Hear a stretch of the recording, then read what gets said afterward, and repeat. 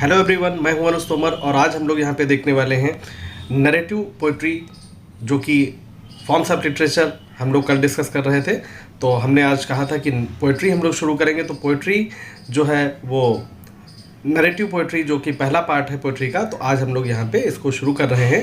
तो इसमें देखिए फर्स्ट जो है आपका नरेटिव पोइट्री में, तो वो होता है एपिक, और इसके बाद हम लोग डिस्कस करेंगे बैलेट। तो आइए शुरू करते हैं एपिक।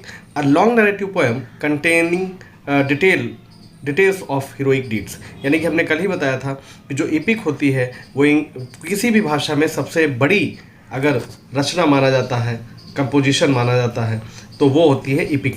और एपिक जो होती है वो कई कैंटोज में डिवाइड होती है। और एपिक जो है आपने देखा होगा कि जॉन मिल्टन के अलावा भी बहुत सारे इंग्लिश राइटर्स हैं, इवन इंडियन राइटर्स जो है उन्होंने भी लिखा है। श्री अरविंदो ने भी एक एपिक लिखी है जो कि इंडियन माइथोलॉजी पे डिपेंड है, या बेस्ड है, आप कह लीजिए, सावित्री। तो हम लोग यहाँ पे बात करते हैं शुरुआत में। तो अभी हम ये सारी चीज़ें देखेंगे, फिर उसके बाद हम लोग इसका पूरा डिटेल देखने वाले हैं, ठीक है। तो यहाँ पे देखिए, epic runs in books not in lines. तो यानी कि एपिक कोई ऐसी चीज़ नहीं है जो लाइन्स में लिखी जाए, ये बुक्स में लिखी जाती है, ठीक है। और कैंटोज में इसका डिवीज़न होता है। तो कहने का मतलब है कि ये बहुत एक बड़ा जेनर माना जाता है, ठीक है, लिटरेचर का। वो किसी भी भाषा में हो सकता है। Epics are written from earlier days known as oral tradition. और जो पहले जो एपिक थी उनको ओरल ट्रेडिशन के रूप में भी कंसिडर किया जाता था, क्योंकि उस समय आप जानते हैं कि प्रिंटिंग वगैरह की बहुत बड़ा प्रॉब्लम थी, प्रिंटिंग वगैरह नहीं थी।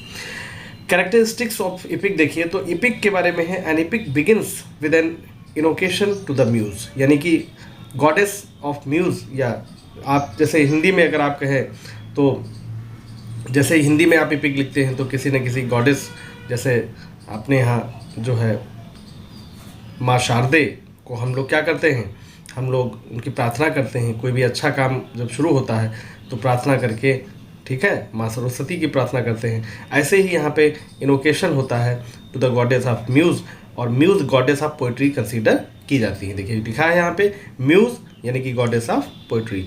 The poet states the theme of epic. और इसमें जो ये इनोकेशन होता है, इसमें जो पोएट होता है वो थीम के बारे में बताता है, सारी जानकारी वो देता है।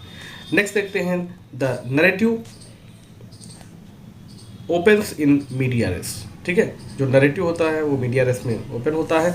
मीडिया रेस क्या है? In the middle of things, यानी कि लैटिन टर्म में मिडिल, यानी कि बहुत सारी चीज़ें पहले घटी हो चुकी होती हैं, घटनाएं, यानी कि lot of incident were already happened. जब ये हम लोग मीडिया रेस में आते हैं तो वो एक बैकग्राउंड के रूप में सब सारी चीज़ें बताई जाती हैं।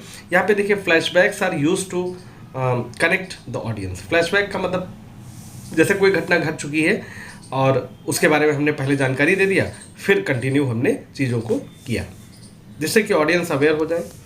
नेक्स्ट देखते हैं, द सेटिंग इज़ वास्ट। जो सेटिंग इसकी होती है बहुत बड़ी होती है। It covers the entire nation, या तो पूरे देश से संबंधित होती है। मेनी नेशंस, इसमें बहुत सारे नेशंस इन्वॉल्व हो सकते हैं, या फिर द होल वर्ल्ड, पूरा संसार ही इसमें इन्वॉल्व हो सकता है। ऑन द यूनिवर्स, और द यूनिवर्स, या पूरा ब्रह्मांड ही इसमें आ सकता है। यानी कि जैसे रामायण है, महाभारत है, तो इसमें देखिए इसमें कोई बचा ही नहीं, इसमें लगभग सारी चीज़ें इन्वॉल्व हो गई थी। इसमें मतलब एक प्रकार से ये एक यूनिवर्सल थीम इसकी होती है, ठीक है। इसका इम्पैक्ट जो है वो सभी पे पड़ता है।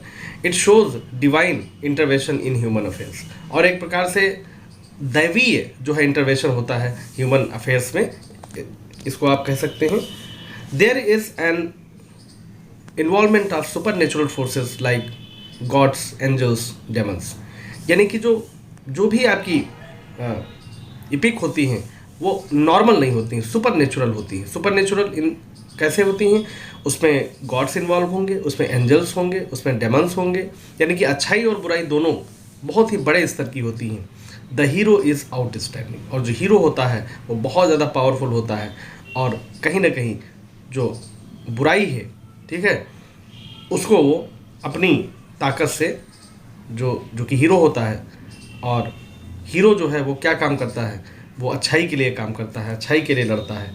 तो यहाँ पे कहीं ना कहीं ये सारी चीज़ें आपको देखने को मिलती हैं।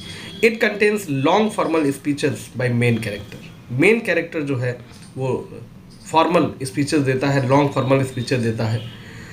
आप देखते हैं कुछ एग्जाम्पल इसके देख लेते हैं। जैसे देखिए इलियड है, ओडिसी है, होमर की हैं ये। ग्रीक एपिक इनको कंसीडर किया जाता है, या क्लासिकल एपिक भी आप इनको कह सकते हैं। अब हम लोग देखने वाले हैं यहाँ पे एनिड, जो कि वर्जिल के द्वारा लिखी गई थी ये epic. Beowulf is considered the oldest English non English epic. Language इसकी क्या थी? Old English. और ये लगभग नियरली जो है इसमें लाइंस की अगर हम बात करें तो 3200 के आसपास लाइंस हमको देखने को मिलती हैं। नेक्स्ट देखते हैं फेरी क्वीन। तो फेरी क्वीन जो है एडमंड स्पेंसर ने लिखा है। 16th सेंचुरी इंग्लिश पोएट थे, रिटन इन 6 बुक्स। ठीक है, नेक्स्ट देखते हैं। अब अगर एडमंड स्पेंसर का नाम आ गया है तो इनको क्या कहते हैं? इनको पोएट्स कहा गया है लैम के द्वारा, चार्ल्स लैम के द्वारा। ठीक है, ये भी आप याद रखिएगा। पैराडाइज लॉस्ट जो है वो जॉन मिल्टन ने लिखी है, इनको कौन भूल सकता है। रिटन इन 12 बुक्स, पहले 10 में लिखी गई थी, फिर 12 में इनको कर दिया गया था। द बेस्ट इंग्लिश एपिक, मतलब इसको कंसीडर किया जाता है। अब हम लोग यहाँ पे देखते हैं ओल्ड इंग्लिश एपिक की अगर हम बात करते हैं तो बीओल्फ है, या ओल्डेस्ट आप कह लीजिए, एनोनिमस है। बेस्ट इंग्लिश एपिक की बात करते हैं तो पैराडाइज लॉस्ट है, जॉन मिल्टन, 12 बुक्स में लिखा गया था इसको। लॉन्गेस्ट एपिक की अगर हम बात करते हैं तो सावित्री है, जो कि श्री अरविंदो के द्वारा लिखा गया था। ठीक है, समझ में आया कि नहीं? तो ये कुछ इम्पोर्टेंट जो तथ्य थे वो आपको एपिक से संबंधित सारे लगभग क्लियर हो चुके होंगे। तो एक बार फिर से देख लेते हैं। Epic is a long narrative poem which has a powerful hero who performs very good deeds और heroic deeds you can say. तो यहाँ पे ये सारी चीज़ें होगी। अब देखते हैं बैलेट।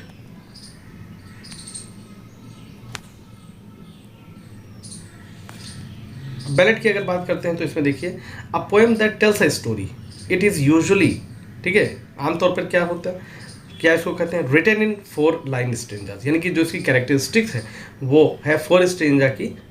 नॉर्मली इसको 4 स्ट्रेंजा में लिखा जाता है। ठीक है, नेक्स्ट देखते हैं बेस्ट एग्जाम्पल किसको माना जाता है? The rime of the ancient mariner इसको माना जाता है। एस टी कॉलेज ने इसको लिखा है। अ लॉन्ग सॉन्ग और poem that tells a story often about love, love के बारे में हो सकती है, एक लॉन्ग सॉन्ग हो सकता है, अ पोएम हो सकती है जो कि प्यार के बारे में बात करती है। अगर मेरियम वेबस्टर जो आपकी बहुत ही रिनाउंड एक डिक्शनरी है उसके अगर अकॉर्डिंग देखें तो क्या है, a narrative composition in rhythmic verse suitable for singing, यानी कि ऐसी कंपोजिशन नरेटिव हो जो कि रिदमिक हो, वर्स में हो और सुटेबल किसके लिए हो? सिंगिंग के लिए, उसको हम बैलेड मानते हैं। नेक्स्ट देखिए अदर एग्जांपल्स क्या है? The second coming by W B ईस्ट, la belle dame sans merci by John Keats. ये कुछ बेस्ट एग्जांपल्स हैं जो कि बैलेड के फॉर्म में हमें देखने को मिलते हैं। ठीक है, तो आज के लिए इतना ही और फीडबैक जरूर दीजिए, क्या इंप्रूवमेंट आपको चाहिए, क्या चीज़ें हैं। Thank you for watching this video till then, thank you very much.